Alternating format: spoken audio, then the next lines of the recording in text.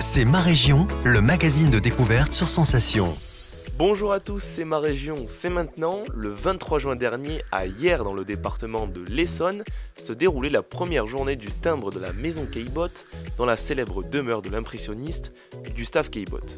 Cette journée marquait le premier jour de la sortie du timbre représentant la maison Caillebotte et pour l'occasion, Stéphanie Chardot-Bottéry, arrière-petite-nièce du peintre et auteur de la biographie Gustave Caillebotte, l'impressionniste inconnu, nous raconte l'histoire de Gustave Caillebotte, son inspiration et son engagement à travers son livre. On écoute. Ça fait longtemps que je voulais qu'une biographie sorte sur Gustave, qu'il n'y en avait pas. En 130 ans de vie, il n'y avait pas de biographie qui permettait à beaucoup de connaisseurs de savoir exactement qui était-il, quelles étaient ses passions, quels étaient ses amours. Et donc grâce à ce livre, comme ça, ça me permet un petit peu de parfois de dire la vérité, retracer Caillebotte à travers l'histoire de l'impressionnisme.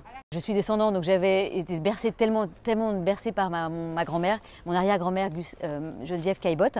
Donc je sais pas, en fait je ne sais même pas pourquoi. J'avais tellement envie d'écrire cette biographie parce que je voulais que Caillebotte retrouve sa place au sein de l'impressionnisme parce qu'il s'était tellement investi auprès de Monet, Renoir, Pissarro. En 1875, 76, 77, il s'est tellement investi et aujourd'hui il a été un petit peu oublié et je trouvais que c'était assez injuste. Donc voilà, je suis contente que sa place soit rétablie grâce à ce livre.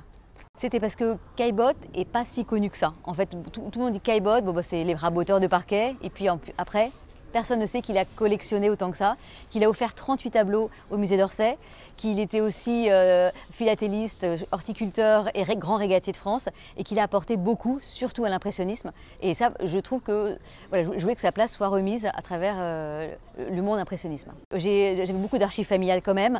Après, j'ai compulsé les archives publiques, les lettres, essentiellement ça, voilà, les lettres et les petites notes à droite à gauche. Mon grand-père avait des petites notes. Des photos aussi, et aussi les tableaux m'ont aidé, m'ont aiguillé, parce qu'il y en a certains qui sont datés, donc ça permet un petit peu de voir sa vie à travers ces tableaux aussi.